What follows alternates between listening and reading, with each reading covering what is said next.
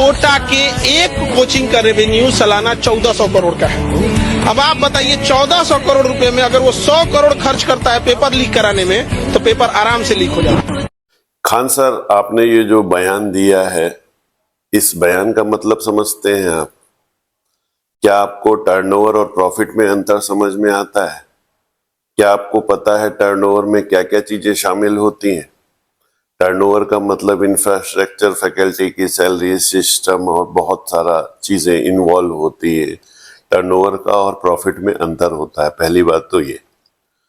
दूसरी बात हम आपसे कहना चाहते हैं कि बिना सोचे समझे आपने जो ये इल्जाम लगाया है, ये आपने भारत के शिक्षा सिस्टम, आईआईटी, एनटीए सब पर सीधा इल्जाम लगाया है कि 100 करोड़ रुपए में ये लोग पेपर आउट करा देते हैं। जितना आसानी से आप सोचते हैं इतने आसानी से काम नहीं होता है। इसके पीछे अगर आप आईआईटी का इतिहास उठाएंगे तो 97 में एक बार पेपर आउट हुआ था। उसके बाद आईआईटी ने सिस्टम को इतना मजबूत किया है कि आज तक उसका एक भी शिकायत इस तरह की सुनने को नहीं है। लेकिन निराधार, अगर आपको अपने को बड़ा दिखाना है तो दूसरे की लाइन को मिटाने से पहले अपनी लाइन को बड़ी कीजिए, ना कि आप दूसरे को नीचा गिरा के दूसरे के कंधे पे पैर रखने की कोशिश कर रहे हैं। आपको पता है आईआईटी में टॉप 100 की मेहनत करने वाले बहुत सारे साइलेंट टीचर हैं जो चुपचाप अपनी मेहनत करते हैं, बच्चों को उसके मुकाम पे ले जाने के लिए हर संभव प्रयास करते हैं। आपने बड़ी आसानी से सोशल मीडिया पे शोर मचा दिया। जो लोग सही में रैंक लाते हैं, रिजल्ट लाते हैं, वो शोर नहीं मचाते, वो अपना काम करते। पेपर आउट करा के अंडर 100 रैंक नहीं आती है। तो थोड़े से समझदार बनिए, कहीं पब्लिसिटी के चक्कर में इतने ज्यादा दीवाने मत हो जाइए कि कुछ भी अंट शंट बोलते हैं।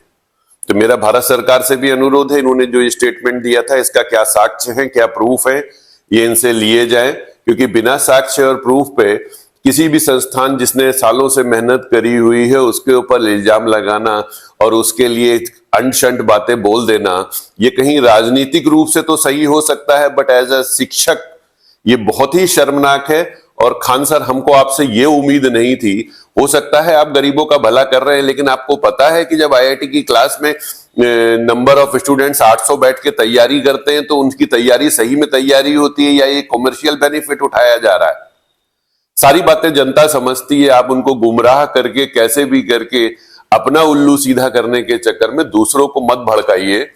जनता और छात्रों की मेहनत पे ठेस पहुंचती है। जो लड़का आज टॉप 100 परसेंटाइल ला रहा है, 99.99 परसेंटाइल ला रहा है, आपने सीधे उसके ऊपर इल्जाम लगा दिया कि ये पेपर आउट हो जाता है, बड़े संस्थान में पढ़ते हैं पेपर आउट हो जाता है। कभी आके बड़े संस्थान की वर्किंग देखिए, कितना सीरियसली रिसर्च चलता है उसके ऊपर, एक इंफ्रास्ट्रक्चर बनाया जाता है, एक माहौल बनाया जाता है, क्वेश्चंस फ्रेम किए जाते हैं, नए नए क्वेश्चन दिए जाते हैं, तब आईआईटी का बच्चा आईआईटी तक सफलतापूर्वक अपने रैंक को बढ़ाता है, ना कि केवल यूट्यूब और इस पे इंस्टाग्राम पे बातें करके रिजल्ट देने की बात करता है।